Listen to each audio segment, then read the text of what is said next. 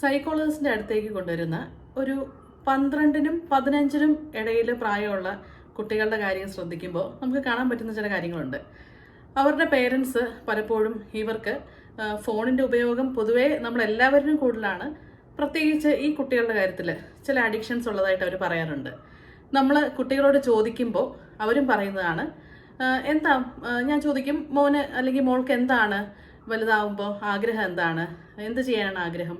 അപ്പോൾ അവരാദ്യം തന്നെ പറയുന്ന ഒരു കാര്യമാണ് അവർക്ക് കൊറിയയിലേക്ക് പോകണം. അവിടെ കൊറിയൻ ഗാനങ്ങൾ, അതുപോലെയുള്ള സിനിമകൾ, ഇതിനോടൊക്കെ വലിയ ക്രേസാണ് അവർക്ക്. അപ്പോൾ ഇവർക്ക് അഡിക്ഷൻ ഉണ്ടെന്നുള്ളത് പേരൻസ് പലപ്പോഴും പറയുന്നത് BTS ബാൻഡിനോടുള്ള അഡിക്ഷൻ, അല്ലെങ്കിൽ എപ്പോഴും കൊറിയൻ മൂവീസ് കാണുകയാണ്, പഠിക്കുന്നില്ല, ഫോൺ മാറ്റി വെക്കുക, പഠിക്കുക, അല്ലെങ്കിൽ നേരത്തെ കിടന്ന് ഉറങ്ങുക എന്നൊക്കെ പറയുമ്പോൾ ദേഷ്യമാണ് എന്നുള്ള പ്രശ്നങ്ങളുമായിട്ടാണ് ഇവരെ നമ്മുടെ അടുത്ത് കൊണ്ടുവരാറുള്ളത്.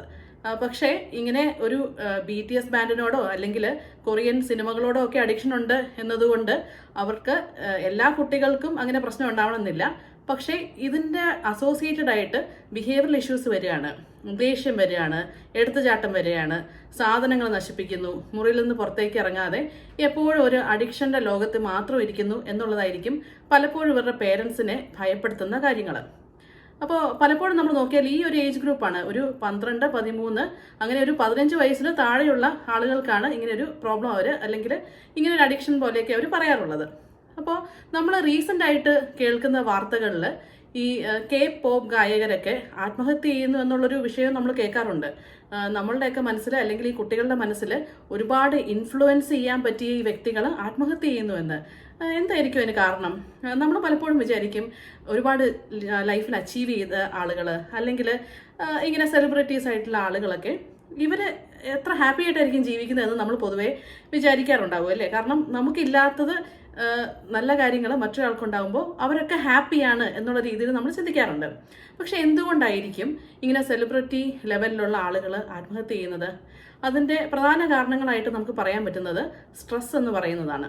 കാരണം ഒരു ലൈം ലൈറ്റിൽ നിൽക്കുമ്പോൾ എപ്പോഴും മറ്റുള്ളവരുടെ എക്സ്പെക്റ്റേഷൻ അനുസരിച്ച് ഏറ്റവും ഭംഗിയായി പെർഫോം ചെയ്യാൻ അവർ ഒരു ഫ്രീ ആയിട്ടൊന്നും ഇരിക്കാനോ അല്ലെങ്കിൽ അവരുടെ കാര്യങ്ങൾക്ക് വേണ്ടിയിട്ട് സമയം സ്പെൻഡ് ചെയ്യാനോ ഒന്നും പോലും അവർക്ക് സമയം കിട്ടുന്നില്ല.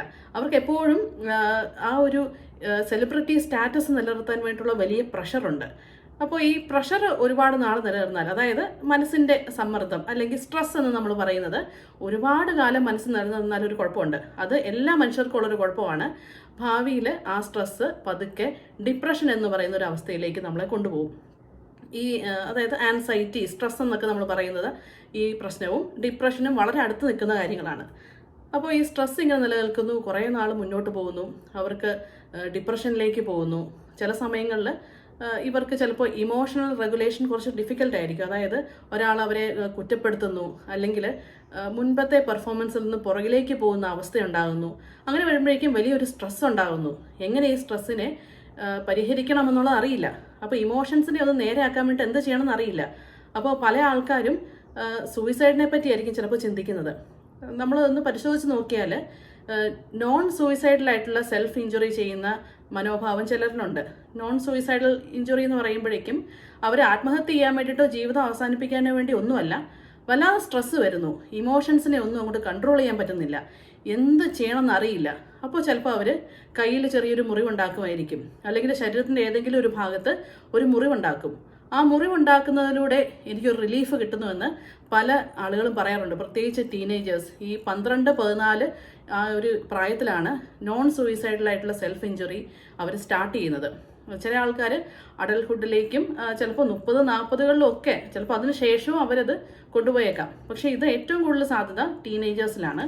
അപ്പോൾ നമ്മൾ പലപ്പോഴും ഇത് കാണരുത് എന്നുള്ളതാണ് അവർ ആഗ്രഹിക്കുന്നത്. അതുകൊണ്ട് നമുക്ക് കാണാൻ പറ്റാത്ത, ഇപ്പോൾ നമ്മൾ റിസ്റ്റിലൊക്കെയാണ് ഇങ്ങനെ ചെറിയ മുറിവുകൾ ഉണ്ടാക്കിയെങ്കിൽ ചിലപ്പോൾ നമ്മൾ കണ്ടെന്നിരിക്കും. പക്ഷേ നമ്മൾ കാണാത്ത ശരീരഭാഗങ്ങളിലേക്ക് അവർ മുറിവുകൾ വരുത്തുക, ആ മുറിവുകൾ ഉണങ്ങി തുടങ്ങുമ്പോൾ വീണ്ടും മുറിവ് വരുത്താനായിട്ട് നോക്കുക. കാരണം ഇതൊക്കെ അവർക്ക് ഒരു റിലീഫ്, ഒന്ന് മുറിച്ച് കഴിയുമ്പോൾ ഒരു റിലീഫ്, ഒന്ന് മനസ്സൊന്ന് ശാന്തമാകുന്നൊരു തോന്നുന്നു അവർ പറയാറുണ്ട്. അപ്പോൾ ഇത് ടീനേജേഴ്സിൽ ഒരുപാട് പേരിലൊരു പ്രോബ്ലമാണ്. അവരെ പലരെയും നമ്മുടെ അടുത്തേക്ക് കൊണ്ടുവരാറുണ്ട്. അപ്പോൾ ഇങ്ങനെയൊക്കെ സംഭവിക്കുന്നത് എന്തുകൊണ്ടാണ് എന്നുള്ളതിൻ്റെ ഒരു കാരണമാണ് അവർക്ക് ആ ഒരു വികാരത്തെ നിയന്ത്രിക്കാൻ കഴിയുന്നില്ല. അവരുടെ ഒരു സെൽഫ് എസ്റ്റീം അല്ലെങ്കിൽ സെൽഫ് കോൺസെപ്റ്റ് എന്നൊക്കെ പറയുന്നത് വളരെ നെഗറ്റീവ് ആയിരിക്കും. ഞാൻ ഒരു പ്രശ്നക്കാരനാണ്, പ്രശ്നക്കാരിയാണ്, എന്നെ ആർക്കും താല്പര്യമില്ല, ഇങ്ങനെയുള്ള ഒരുപാട് ചിന്തകളിലായിരിക്കും ഇവർ മുന്നോട്ട് പോകുന്നത്. അപ്പം നമുക്ക് എങ്ങനെ ഇവരെ ബെറ്റർ ആക്കാൻ പറ്റും എന്നുള്ളതിൻ്റെ ഒരു പ്രധാനപ്പെട്ട കാര്യം വാലിഡേഷൻ എന്നുള്ളതാണ്. ഇവർ പറയുന്ന കാര്യങ്ങൾക്ക് നമ്മൾ കുറച്ച് വാല്യൂ കൊടുക്കുന്നു. അപ്പോൾ ഇത് ടീനേജേഴ്സിൻ്റെ പേരൻസ് എപ്പോഴും പറയും, ഇവർ പറയുന്ന എല്ലാ കാര്യങ്ങളും എനിക്ക് സമ്മതിച്ചു കൊടുക്കാൻ പറ്റുമോ? അങ്ങനെയല്ല, അവരെ നമ്മൾ ശ്രദ്ധയോടുകൂടി കേൾക്കുക. നമ്മൾ കുറച്ച് അവർ പറയുന്നത് ഞാൻ അംഗീകരിക്കുന്നുണ്ട്, ഞാൻ നിൻ്റെ ഒപ്പം ഉണ്ട് എന്നുള്ളൊരു ഫീലിംഗ് അവരിലുണ്ടാക്കുക. അതുപോലെ തന്നെ അവർ കുറച്ച് സെൽഫ് സൂത്തിങ് ആയിട്ടുള്ള ഇഷ്ടമുള്ള കാര്യങ്ങളിലേക്കൊക്കെ അവർ ശ്രദ്ധ മാറ്റണം. കുറച്ച് മൈൻഡ് ഡിസ്ട്രാക്ട് ചെയ്യാനായിട്ടുള്ള ഇവരുടെ കുറവുകളെ പറ്റിയോ അല്ലെങ്കിൽ പ്രശ്നങ്ങളെ പറ്റിയോ മാത്രം ചിന്തിച്ചിരിക്കാതെ കുറച്ചൊന്ന് മനസ്സ് ഡൈവേർട്ട് ചെയ്യാനുള്ള കാര്യങ്ങൾ ചെയ്യണം. ഇത് നമ്മളെല്ലാവരും തന്നെ ചെയ്യേണ്ടതാണ്. കാരണം വല്ലാതെ സ്ട്രെസ്സ് വരുമ്പോൾ അതിങ്ങനെ നിന്നുകൊണ്ട് നമ്മളൊരു ബ്രേക്ക് എടുക്കാതെ അത് നമ്മൾ സ്ട്രെസ്സിനെ അങ്ങനെ കണ്ടിന്യൂ ചെയ്യിപ്പിക്കാനായിട്ട് നമ്മൾ അനുവദിച്ചാൽ നമ്മൾ ഡിപ്രഷനിലേക്കും ചിലപ്പോൾ ജീവിതം മടുത്തിട്ട് ഇനി ജീവിക്കേണ്ട എന്നുള്ള അവസ്ഥയിലേക്കൊക്കെ നമ്മൾ ആയിപ്പോവും.